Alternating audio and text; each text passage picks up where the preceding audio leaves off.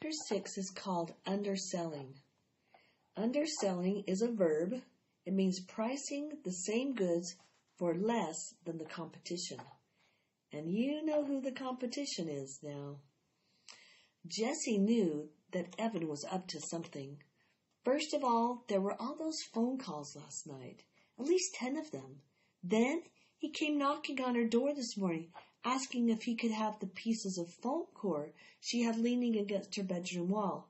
No way, she answered. That's for my Labor Day display. Oh, give it up. Today's Thursday. The contest is on Monday, and you don't even have an idea, Evan said. I do too have an idea. I'm just not telling you. Jessie still didn't have a clue about her Labor Day project, but she wasn't going to give Evan the satisfaction of knowing that. Then how come you haven't done anything? Evan said, pointing at the blank foam core and the bags of untouched art supplies. You're supposed to have pictures and typed up information and a big title. It's supposed to be like a school report. Jessie scrunched her eyes and pursed her lips in a "you're such an idiot" look. Don't worry, it's going to be great, and it's going to win first prize. And anyway, Mom bought all those supplies for me, and I'm not giving anything to you. Jessie heard Evan mutter, "Miser," just as she slammed the door in his face.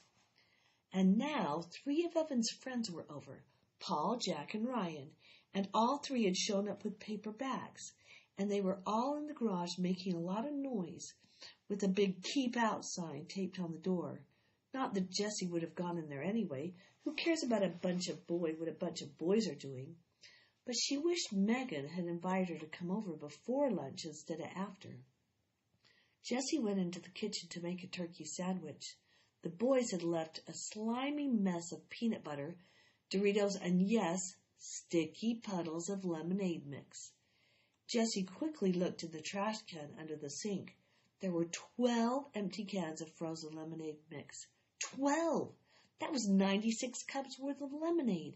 96 possible sales. Holy cow!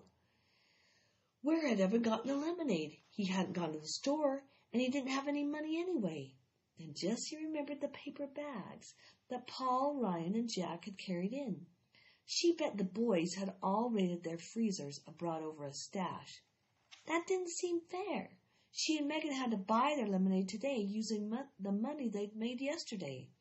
How were they going to stay ahead of the game if the boys had free lemonade to sell?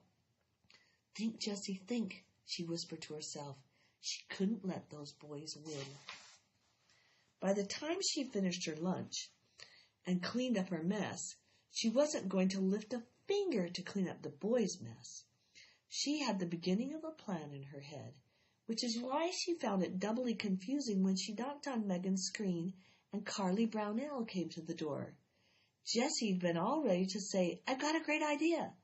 But then there was Carly looking down at her like she was an earwig. Is Megan home?" asked Jessie. Carly didn't open the screen door as she looked left and right behind Jessie. "Where's Evan?" "Huh?" said Jessie. Megan came running down the stairs carrying bottles of nail polish. "Oh, hi, Jessie," she said, opening the door. She poked her head out and looked around. "Where's Evan?" "Well, he's at home. Why?" asked Jessie. Carly made a noise like a snorting hippopotamus. "I thought you said he was coming," said Megan. "No, I didn't," said Jessie. "You said it would be fun to make a lemonade stand with all 3 of us. And I said, yeah, that would be fun." "So he didn't want to?" asked Megan. "Well, I never asked him," said Jessie. "Oh, I thought you were going to," said Megan. "Well, then you should have said, 'Hey, Jessie, ask Evan if he wants to make a lemonade stand tomorrow.' Then I would have asked him." This was exactly what drove Jessie crazy about girls. They always said things halfway and then expected you to get the other half. And Jessie never got the other half. Carly gave Megan a look. Jessie wasn't positive what that look meant, but she was pretty sure it wasn't a nice one. That was the other thing that Jessie hated about girls. They were always giving looks that contained all kinds of strange and complicated messages. Last year in 2nd grade, there had been 4 girls who were always exchanging looks with one another. Becky Barker, Laura Lee's son, Adrian Hennessy, and Eileen Garrett. Jessie watched them and knew that Evan was right. They talked without words. They used their eyes to pass secret messages. She also knew they didn't like her, but only because Evan had finally explained it to her over Christmas vacation. Jessie was surprised when he told her this. They laughed so much. How could they be mean? They were the four who started the club, the Wild Hot Jelly Beans Club, or as they called it, the WHJ Club. Becky was president, and she was always telling the others what to do. They made signs and paper buttons and membership cards. The teacher, Mrs. Soren, didn't usually allow clubs in the classroom, but she made an exception, telling the girls, "I'll let you wear your buttons in class, but only if you let all the other kids join, if they want to." By the end of the day, every kid in the class was wearing a WHJ button, even Jessie, who'd never belonged to a club before. It seemed like Becky was being so nice to her. "That should have been your first clue," Evan told Jessie later. Becky made extra buttons for Jessie and even helped tape them all over her shirt. And she made a special membership card and even a WHJ sign that she helped Jessie glue onto a writer's workshop folder. Jessie remembered all the girls laughing and Jessie laughing too, and all those strange looks that Becky, Lauralee, and Andrea and Eileen kept flashing back and forth like secret notes passed in class that Jessie could never read. The very next day, Mrs. Soren collected all the buttons and gathered up all the membership cards and even replaced Jessie's writer's workshop folder. "No clubs in the classroom," she said. "I made a bad choice by allowing it, even for one day." On the playground, Jessie went up to Becky. "Why is she breaking up the club?" she asked. Becky gave her a sour look. She'd been grumpy all morning. "Don't you get it, dummy? WHJ doesn't stand for Wild Hot Jelly Beans. We just said that to Mrs. Soren. It stands for We Hate Jessie. It's the We Hate Jessie Club, and everyone in class is a member." Jessie stared at Becky. Why did they hate her? What had she ever done to them? It didn't make sense.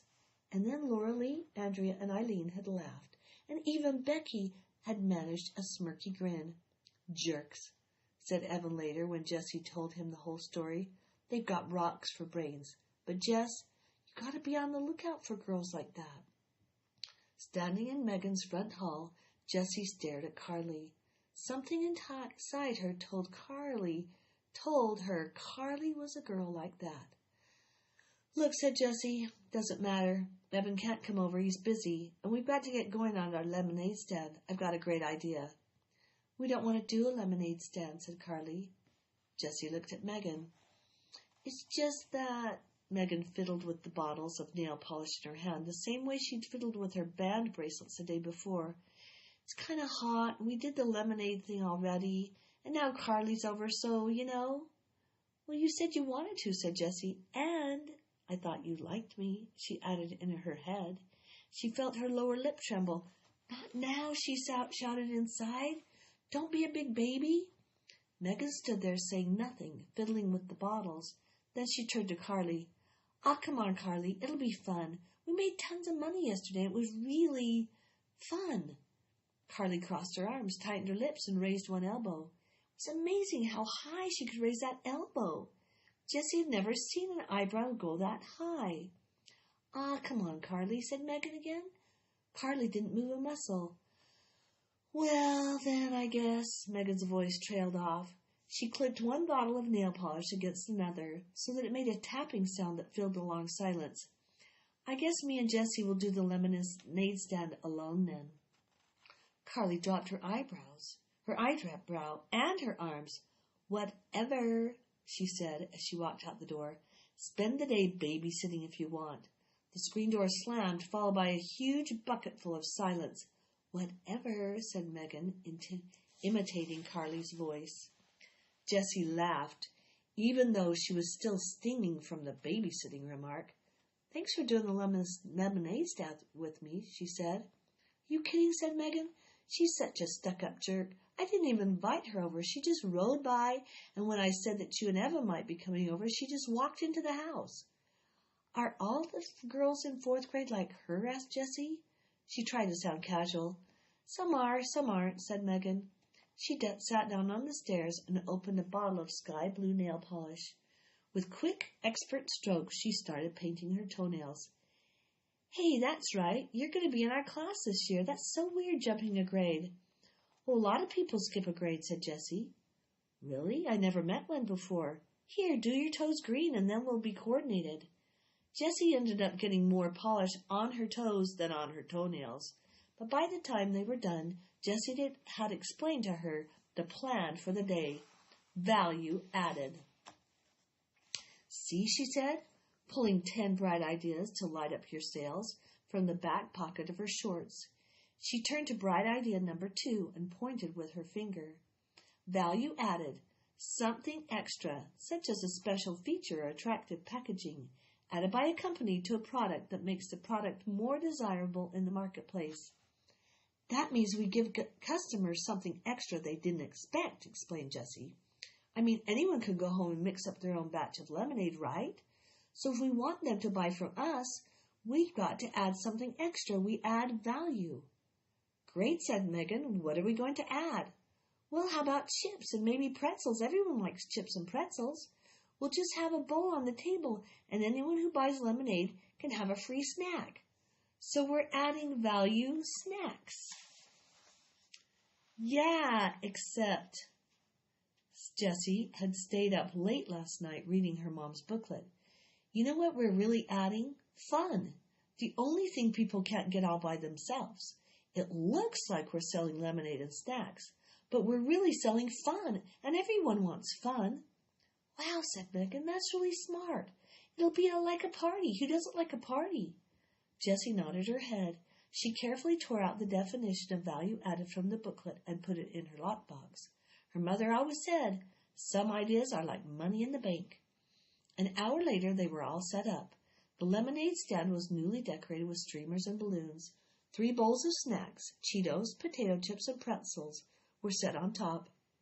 Jessie had lugged Megan's boombox all the way downstairs, and Megan was doing the DJ thing with her CD collection. It looked like a party had somehow sprung up right in the middle of the hot concrete sidewalk. 21 passing by, the lemonade stand shouted out, "Come over here, this is where the fun is." As soon as the music had come on, customers had started drifting over. One of the moms across the street set up a sprinkler in front of her yard.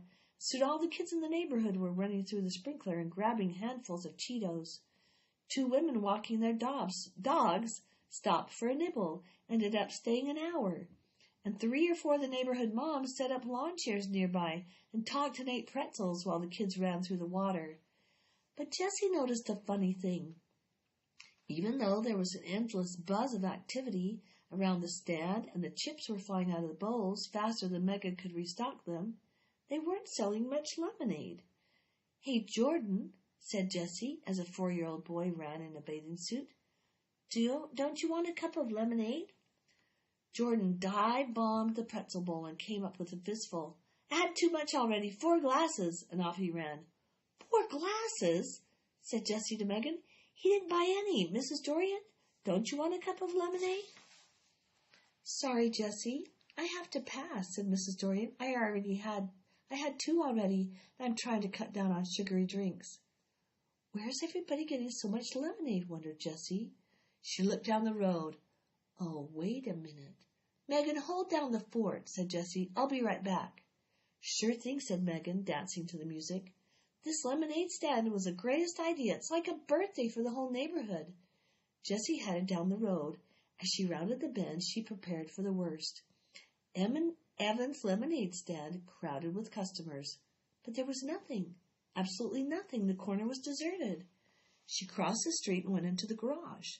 There was a cooler, dirty and empty. There were stacks of plastic chairs, 4 of them this time. There was, wait a minute. Those were new signs. Jessie pulled out 3 large pieces of foam core. On the back of each one was part of the penguin project Evan had done last year in 3rd grade. On the front were big letters.